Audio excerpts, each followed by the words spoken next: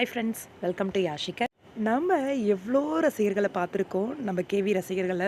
ரீசெண்டான டேஸில் இப்படி ஒரு ரசிகையா அப்படின்னு ஆச்சரியப்படுத்த வைக்கிற அளவுக்கு ஒரு ரசிகை நம்மளோட கேவிக்கு மட்டும் இல்லை, பிரியங்காவுக்கு பர்சனலாக பிரின்சஸ் பிரியங்கா எஃப்பி அப்படின்னு சொல்லி அவங்க ஒரு ஃபேன் பேஜுமே வச்சுருக்காங்க. கார்த்திகேயவேலியோட பிக்கஸ்ட் ஃபேன் அப்படின்னு சொல்லி ஷேர் பண்ணியிருந்தாங்க நம்ம பிரியங்கா அவங்களோட இன்ஸ்டாகிராம் பேஜில்.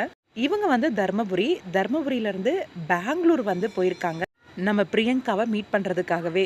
ரொம்பவே அன்பால் நிறைஞ்சு போயிட்டாங்களாம் அவங்க. நம்ம பிரியங்கா அந்த அளவுக்கு ஒரு ரொம்பவே ப்ரௌடான ஒரு மூமெண்ட்டில் ஒரு ரசிகை வந்து பிரியங்காவை பார்க்கறதுக்காக தர்மபுரியிலேருந்து பெங்களூர் போகிறது அப்படிங்கிறதெல்லாம் ரொம்பவே கிரேட்ஃபுல்லாகவும் ரொம்ப ஹாப்பியாக ஃபீல் பண்ணி அவங்களோட இன்ஸ்டாகிராம் பேஜில் வந்து தேங்க் பண்ணி இந்த பிக்கை வந்து ஷேர் பண்ணியிருந்தாங்க, வீடியோ வந்து ஷேர் பண்ணியிருந்தாங்க. I am very thankful to you அப்படின்னு சொல்லி அந்த பேஜ், அதாவது பிரின்சஸ் பிரியங்கா எஃப்பி அவங்கள வந்து டேக் பண்ணியிருந்தாங்க. நேரில் போய் பார்த்துருக்காங்க நம்ம கார்த்திகேயவேலி சீரியல் ஃபேன் ஒருத்தவங்க நம்ம பிரியங்காவை. அப்கமிங் ப்ராஜெக்ட்ஸை பற்றி ஏதாவது கேட்டாங்களா, அவங்க ஏதாவது சொன்னாங்களா அப்படின்னு தெரியலை. ரொம்பவே ஆர்வமாக இருக்குது. அவங்களோட பர்சனலாக சேட் பண்ணி கேட்கணும் அப்படின்னு இருக்கேன்.